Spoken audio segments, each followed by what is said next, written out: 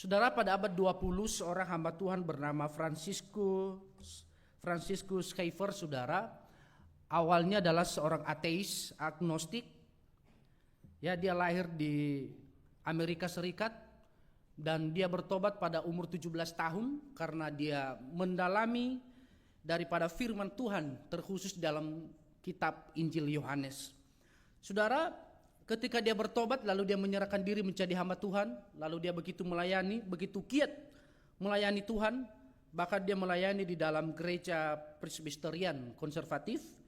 Ia sangat bersemangat di dalam melawan teologi liberal pada abad ke-20 yang lalu, saudara. Saudara, sekitar 25 tahun kemudian, pada tahun 1951, Francisco ini, saudara, mengalami yang namanya krisis iman yang besar. Dia mulai tergoncang panggilannya. Kenapa, saudara? Dia berkata bahwa dia mulai muak, ya. Dia berkata, saya mulai muak dan kecewa terhadap gaya gereja yang ada saat itu. Dia berkata, gereja saya kaku secara doktrinal.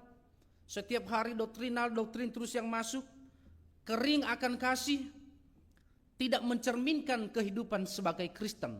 Saudara, dia melihat gereja di Amerika hari itu yang sudah bercampur dengan kebudayaan barat, liberalnya, saudara, sudah mulai tinggi, sehingga semua orang menganggap hidup ini tidak lagi terlalu penting untuk merefleksikan tentang nilai-nilai keagamaan.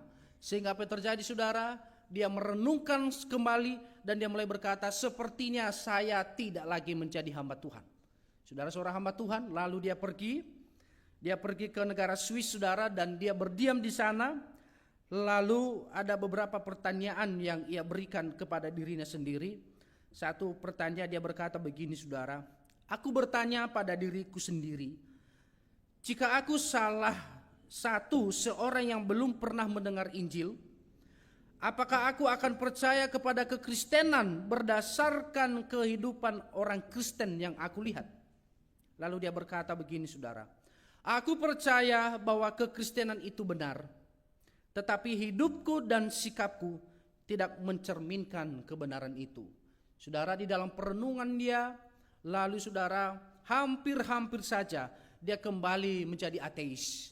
Tetapi karena Tuhan berbelas kasihan membuka pikiran dia, lalu dia menemukan satu kebenaran dan berkata begini, bahwa kebenaran kekristenan tetap teguh dan masuk akal, tetapi gereja seringkali gagal mencerminkannya.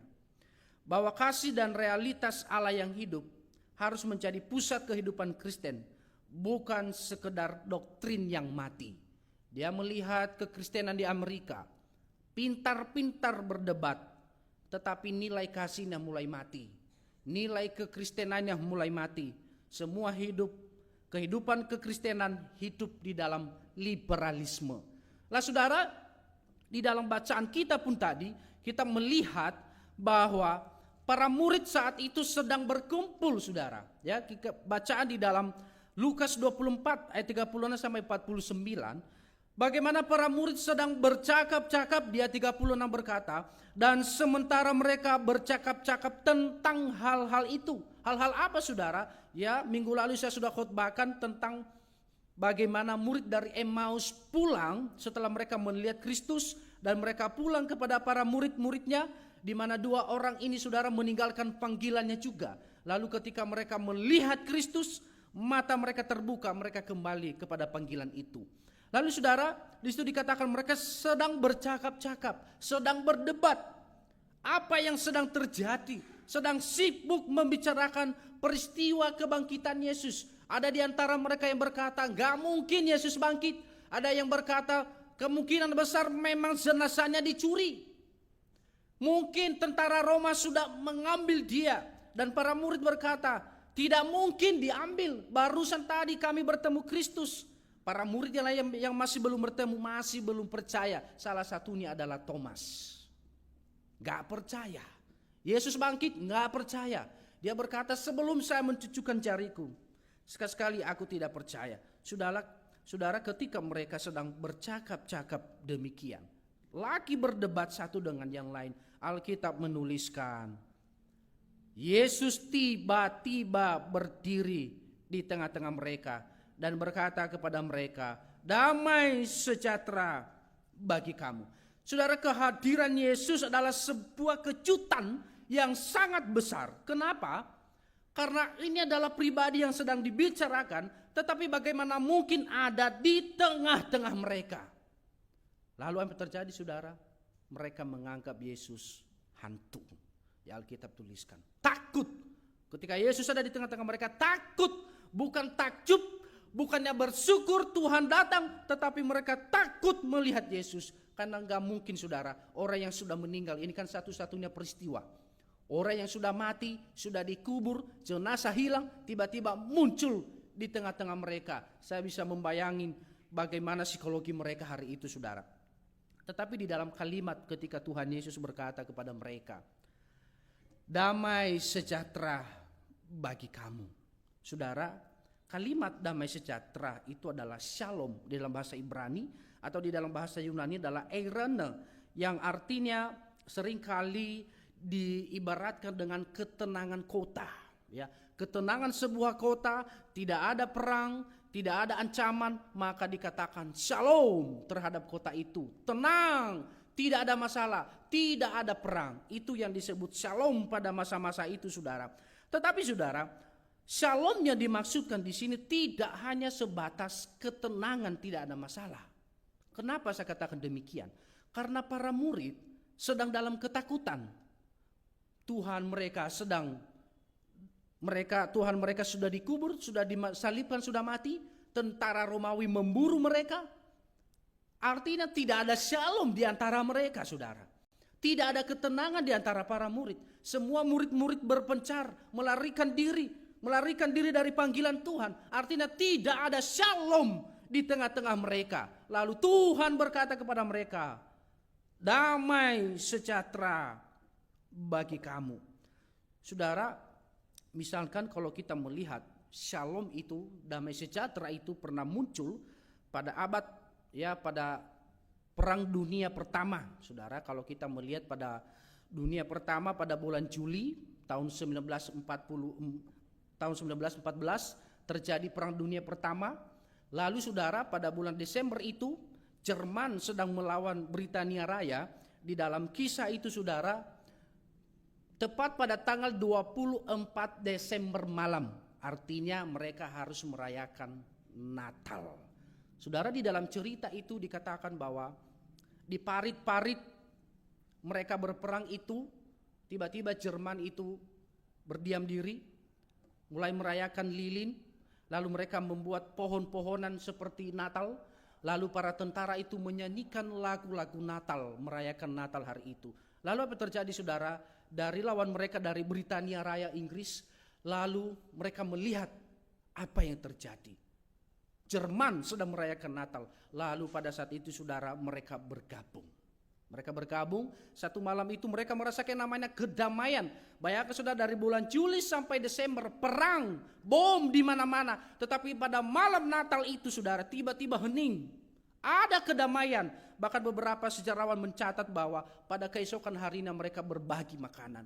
Mereka saling berpelukan, mereka saling mengampuni, mereka saling meminta maaf, merayakan Natal. Ada damai sejahtera, ada ketenangan di tengah-tengah itu. Walaupun nanti mulai tanggal 26 mereka berperang kembali. Ya, sampai pada pulang ada yang mati, banyak yang meninggal, saudara. Tetapi saudara, di situ kita lihat bahwa itu yang disebut shalom itu, meskipun di tengah-tengah peperangan, ketika shalom itu hadir, kedamaian sejahtera itu hadir, membawa ketenangan. Tetapi saudara, kalau kita melihat lebih dalam lagi, di dalam konteks Kristus berkata kepada mereka, shalom, damai sejahtera bagimu.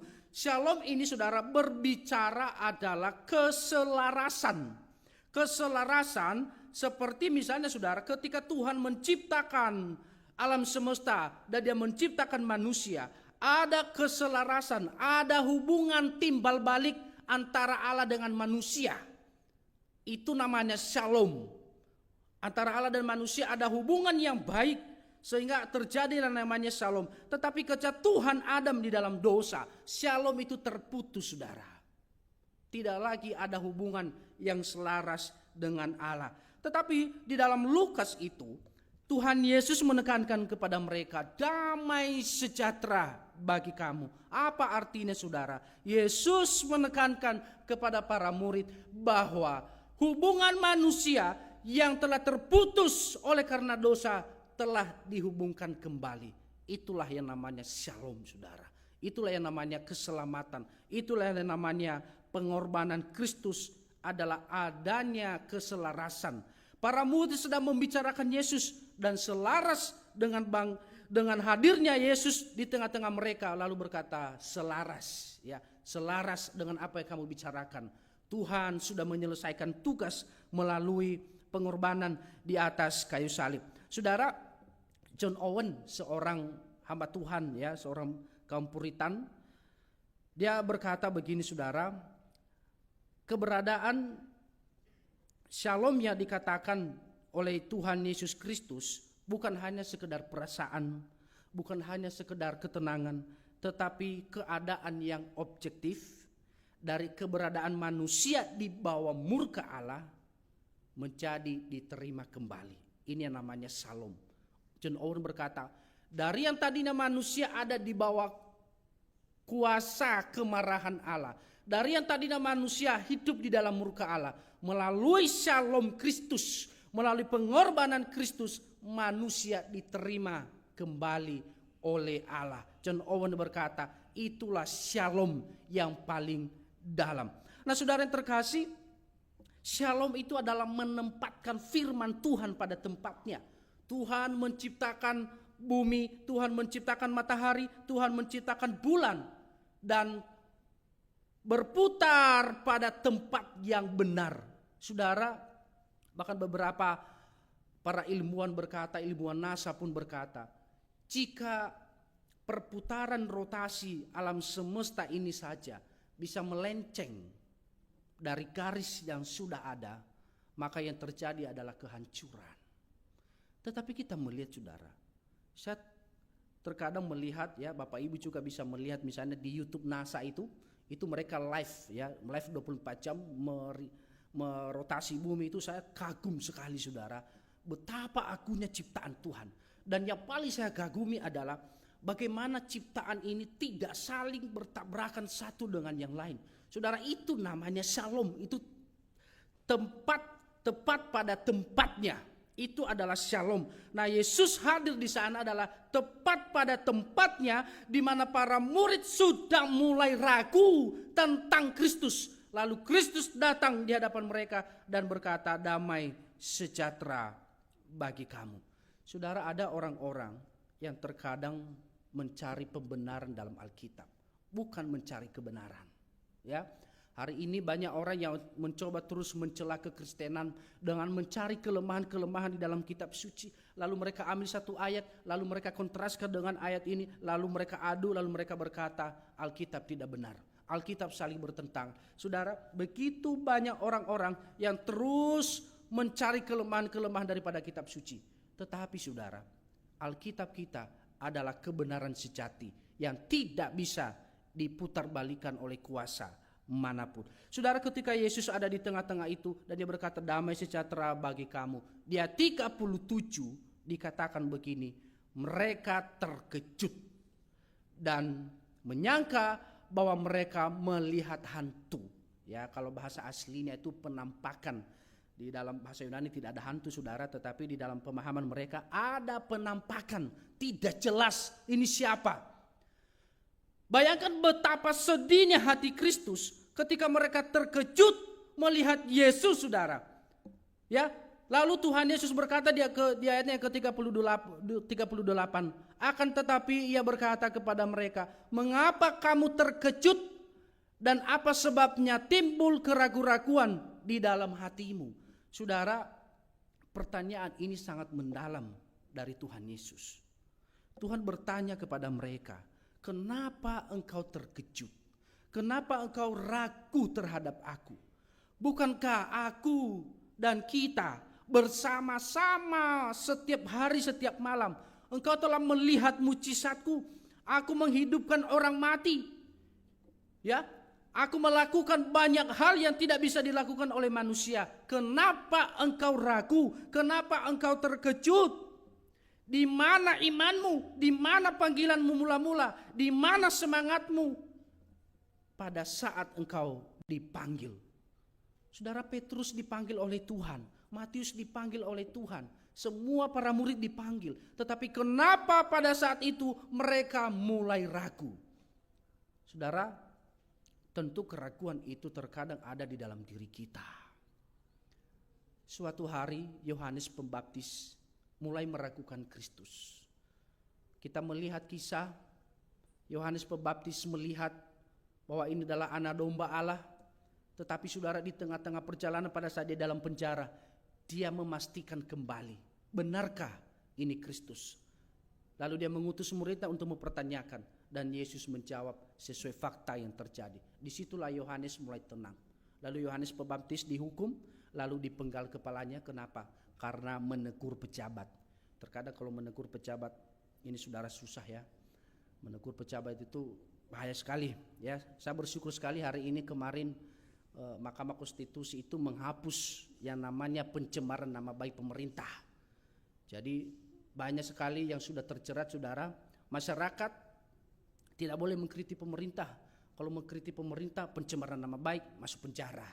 Nah, saudara, terkadang juga orang-orang ini tidak bisa membedakan mana kritikan, mana hinaan. Ya, terkadang mereka anggap ini hinaan, padahal itu kritikan. Bagaimana supaya tetap membangun. Tetapi saudara, Yohanes Pembaptis dipenggal kepala karena dia menegur Herodes. Herodes itu mulai mencintai istri saudaranya. Lalu dia mencari cara supaya dia menikahi istri saudaranya. Lalu Yohanes melarang, tidak boleh. Lalu Herodes berkata, tangkap, penjara, lalu kepalanya dipenggal. Nah, saudara, itu adalah resiko-resiko menyatakan kebenaran.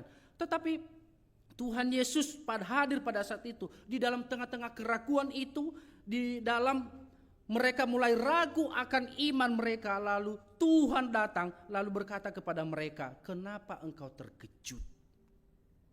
Ya, saudara, ini pertanyaan yang sangat mendalam di dalam diri kita kalau kita hadapi. Di dalam perjalanan iman kita, mungkin kita pernah mulai ragu akan Tuhan. Tetapi kalau kita ragu, Tuhan lihat teks ini, saudara. Tuhan Yesus akan berkata, kenapa engkau mulai ragu? Bukankah engkau sudah menjadi Kristen begitu lama? Bukankah engkau sudah melihat aku? Lalu kenapa engkau mulai ragu? Di mana imanmu? Saudara, Tuhan Yesus berkata kepada mereka, lihatlah tanganku, lihatlah kakiku, rabahlah, karena hantu tidak punya daging dan tulangnya. Saudara, di situ dikatakan Tuhan Yesus diberikan ikan goreng. Ya, ada anak-anak yang pernah bertanya sama saya, Lose, kenapa bukan ayam goreng? Kenapa ikan goreng yang dikasih? Saya bilang, waduh, bagaimana menjawab ini ya? Karena saya sukanya ayam goreng, bukan ikan goreng. Lalu saya bilang, ya mungkin pada saat itu para rasul belum sempat goreng ayam, ya. Jadi lagi goreng ikan, ya itu yang ada. Nah, katakan itulah makanan yang ada saat itu, adalah ikan goreng. Lalu yang penting di situ adalah bukan soal makanannya, tetapi Yesus menunjukkan kepada mereka bahwa saya bukan hantu. Tuhan Yesus berkata, aku bukan hantu, aku bukan hanya sekedar penampakan semata. Lalu Tuhan Yesus berkata, sebab penampakan, sebab hantu, roh tidak punya daging dan tidak punya tulang. Saudara, makanya dari dulu saya tidak pernah takut dengan cerita-cerita hantu, saudara. Ya, bahkan terkadang saya sendiri di gereja banyak sekali gosip-gosip masuk ke saya. Ada yang bilang kursi pernah goyang sendiri, ya. Kursi pernah bunyi-bunyi. Saudara, saya bilang, ya mungkin orang mau ibadah kok diganggu begitu ya. Kalau dia setan, dia mau ibadah, jangan diganggu lah. Bersyukur kalau dia mau ibadah. Nah, saudara, Tuhan nyatakan itu supaya apa? Berusaha meyakinkan para murid supaya mereka tidak menganggap bahwa ini adalah hantu yang ada di depan mereka. Saya bisa membayangkan, saudara, ya, bagaimana ketakutan itu yang ada di antara para murid ketika yang satu sedang berdebat, tiba-tiba Yesus hadir. Saya rasa, saudara, mungkin kalau saya ada di situ saya akan lari melihat orang mati kok ada di tengah-tengah kita. Tetapi saudara, ketika Yesus berkata, rabah, lihat, Artinya apa? Bisa dipegang. Meskipun sudah tubuh kemuliaan, tetapi bisa dipegang. Disitulah Thomas berkata, sebelum aku meraba, sebelum aku mencucukkan jariku ke tangan, kakinya dan lambungnya, saya tidak percaya. Lalu Tuhan berkata, Thomas, lihat. Dan Thomas itu masih gak percaya. Harus kasih jarinya dulu ke dalam. Dia cek, saudara. Lalu dia berkata, dia bersujud, ya Tuhanku dan Allahku. Saudara, itulah yang dituliskan oleh Rasul Yohanes. Kalau kita misalnya di dalam 1 Yohanes pasal 1 ayat yang pertama dikatakan, apa yang telah ada sejak semula, yang telah kami dengar, yang telah kami lihat dengan mata kami, yang telah kami saksikan dan yang telah kami raba dengan tangan kami tentang firman hidup, itulah yang kami tuliskan kepadamu. Akhirnya para murid menyadari, kita telah sia-sia membicarakannya tidak-tidak. Kita sudah menuduh ya tidak-tidak tentang Kristus. Ternyata Kristus benar-benar hidup. Saudara, seorang teolog bernama John Bunyan, ya, John Bunyan adalah teolog Puritan juga. Dia memahami satu pemahaman tentang luka Kristus yang ditunjukkan kepada para murid hari itu. Dia berkata begini, saudara, bahwa itu sebagai bukti sekaligus mengkonfirmasi, ya. Dia berkata, John Bunyan berkata, Kristus memperlihatkan luka yang ada saat itu sebagai bukti sekaligus mengkonfirmasi bahwa darah sudah tercurah untuk membayar lunas dosa dan tidak ada lagi penghukuman bagi mereka yang percaya. Saudara, John Bunyan ini memahami apa yang sedang terjadi di tengah-tengah para murid. Ketakutan, saudara. Kekecewaan sedang melanda mereka. Kerohaniannya sudah mulai menurun. Pertanyaan-pertanyaan, apakah Tuhan masih ada? Pertanyaan-pertanyaan bagaimana hari esok? Lalu saudara, Yesus datang dan John Bunyan berkata, disitulah puncaknya bahwa Tuhan mengkonfirmasi tak usah lagi takut. Lalu Tuhan Yesus berkata kepada mereka, ini loh perkataanku, ya. Di ayatnya ke-44 firman Tuhan berkata, inilah perkataanku yang telah kukatakan kepadamu ketika aku masih bersama-sama dengan kamu, yakni bahwa harus dikenapi semua yang ada tertulis tentang aku dalam kitab Taurat Musa dan kitab nabi-nabi di dalam kitab suci.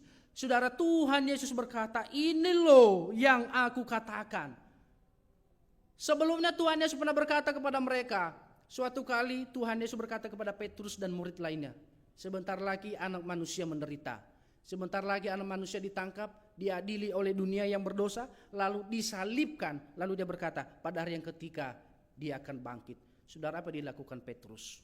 Dia tarik itu Tuhan Yesus, dia bawa ke samping rumah, lalu dia berkata kepada Tuhan Yesus, semoga Allah menjauhkan engkau dari penderitaan itu.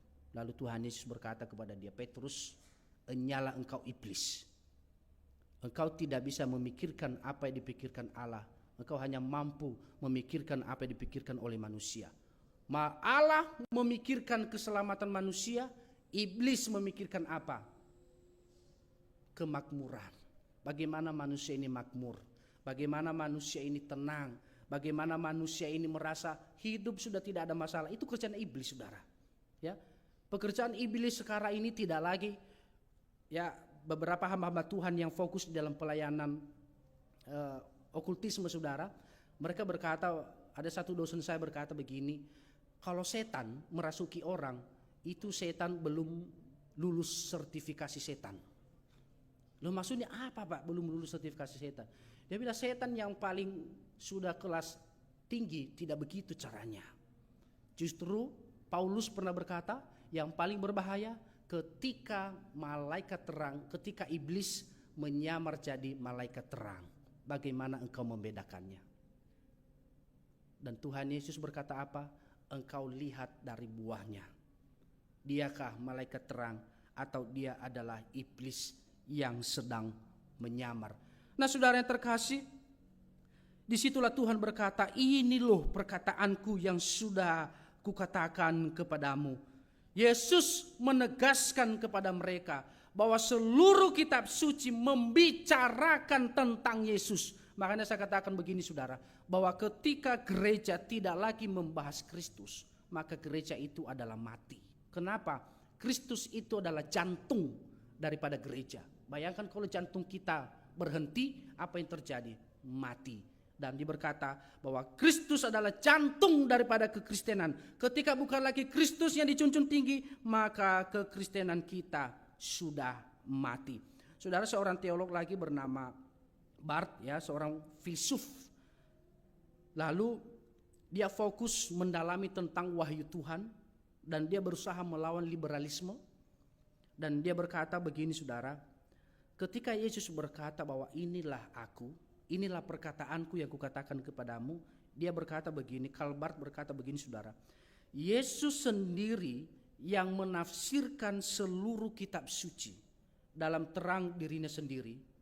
Ini berarti bahwa pemahaman Alkitab yang sejati hanya terjadi melalui wahyu Kristus. Kenapa dia menekankan ini saudara? Karena pemahaman liberalisme itu menjunjung tinggi namanya empirisme. Empirisme itu apa? Pengalaman-pengalaman manusia. Pengalaman-pengalaman manusia untuk memperoleh kebenaran. Dan Karl Barth menyadari itu bahwa kita tidak mungkin mengenal kebenaran kalau kita dari bawah. Mengenal kebenaran itu harus dari atas supaya kita mengerti. Makanya nanti saudara di ayatnya yang ke-45 di situ dikatakan bahwa lalu ia membuka pikiran mereka sehingga mereka mengerti kitab suci. Saudara, meskipun kita jungkir balik baca Alkitab, kalau Tuhan tidak buka pikiran kita, tidak buka hati kita, gak ngerti saudara apa itu kitab suci. Meskipun setiap hari engkau baca tapi engkau tidak meminta Tuhan supaya Tuhan bukakan hati, bukakan pikiran kita, maka sampai kapanpun kita tidak pernah mengerti yang namanya kitab suci. Itu yang terjadi dengan para murid. Setiap hari bersama Yesus, mereka melihat Yesus ketika terjadi transfigurasi di atas gunung. Mereka melihat Yesus berjalan di atas air, semua mujizat mereka lihat. Tetapi saudara, mereka tidak pernah mengenal Dia. Kenapa? Lain yang mereka inginkan.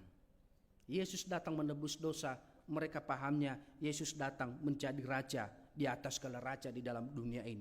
Saudara, lalu ketika mereka mengerti kitab suci, lalu mereka bersujud kepada Tuhan, lalu mereka mengucap syukur kepada Tuhan. Lalu yang paling penting di sana saudara, dikatakan bahwa dalam namanya berita tentang pertobatan dan pengampunan dosa harus disampaikan segala bangsa mulai dari Yerusalem. Lalu Tuhan Yesus berkata, tunggulah sampai engkau diperlengkapi menerima Roh Kudus di dalam pemberitaan firman. Saudara, Yesus sudah lahir. Itu fakta sejarah yang tidak bisa dibantah. Yesus mati, Yesus bangkit, fakta sejarah yang tidak bisa dibantah. Tapi apa yang paling penting dari semua itu? Yesus berkata, berita itu harus diberitakan. Berita pengampunan harus diberitakan. Berita pengampunan dosa, berita kabar baik ini harus diberitakan. Saudara, gereja abad ke-21, gereja yang mati saudara. Tidak ada lagi Injil, tidak ada lagi orang Kristen yang sungguh-sungguh menggumulkan penginjilan. Semua orang hari ini sibuk mencari supaya saya bisa makan, supaya saya kumpul uang, saya besok makan ini, saya besok bisa beli ini. Semua orang hari ini begitu saudara. Kekristenan kita sudah bergeser saudara. Ketika para murid diperlengkapi dengan Roh Kudus, Petrus yang pernah menyangkal Yesus, saudara, suatu kali Petrus itu mau mencoba lagi menyangkal Yesus loh. Suatu hari murid-muridnya waktu ada di Roma, mereka bawa lari itu Petrus supaya nggak dibunuh sama Kaisar Nero. Apa yang terjadi saudara? Di tengah-tengah pelariannya dia bertemu Kristus. Lalu dia terkejut kaget dan berkata kepada Kristus, Tuhan, engkau mau kemana? Tuhan Yesus menjawab, dia apa? Aku mau disalib sekali lagi. Petrus paham, Tuhan menginginkan saya disalib. Apa yang terjadi saudara? Petrus kembali ke Roma dan dia disalibkan di sana. Saudara, orang yang sudah menerima kekuasaan dari tempat tinggi adalah hidupnya bukan lagi hidup dalam duniawi, tetapi hidupnya penuh dengan Injil, saudara. Kenapa? Roh Kudus ada di dalam diri kita. Roh Kudus telah memperlengkapi kita. Maka yang menjadi tugas kita adalah melayani Kristus dengan memberitakan firman. Lalu banyak orang berkata, apa upahku? Saudara, saya terkadang tidak memahami cara berpikirnya Rasul Paulus. Dia berkata, saudara, di dalam aku melayani, aku ada upah. Uang bukan, harta bukan. Dan berkata, upahku adalah melayani. Saya baca itu, saudara, saya mikir maksudnya apa? Aku melayani Tuhan, aku menginjili orang, dan upahku adalah melayani. Saudara, coba kita berpikir ya. Seringkali kita menuntut di dalam kehidupan kita, upahnya apa dulu? Kalau saya menginjili, kalau saya memberitakan firman, upahnya apa? Dan Paulus menyadari bahwa kehidupan yang kekal lebih tinggi dari segala sesuatu. Karya salib Kristus yang telah diberikan bagi kita tak ternilai harganya bagiku. Sehingga Paulus berkata, kalau aku mati adalah keuntungan, kalau aku hidup adalah untuk Kristus. Tetapi saudara, apakah kita sama dengan demikian? Kalau kita mati adalah keuntungan, atau sekarang ini kita minta Tuhan jangan mati-matilah kita di dunia ini? Atau kalau kita hidup untuk siapa? Untuk siapa saat ini kita hidup? Itu menjadi pertanyaan bagi kita. Saudara, kita yang sudah menerima kuasa dari tempat tinggi, sudah percaya kepada Kristus, sudahkah kita bersaksi bagi Kristus? Sudahkah kita menggunakan kuasa Allah itu dengan benar? Bagaimana jika kita belum melakukannya, saudara? Bagaimana jika kita masih hidup dalam kenyamanan kita saat ini? Apa yang terjadi dengan kekristenan kita tanpa pemberitaan Injil? Satu kata, mati. Saudara, Yesus berkata, terimalah kuasa dari surga dan pergilah memberitakan kabar pengampunan dosa. Mari kita berdoa.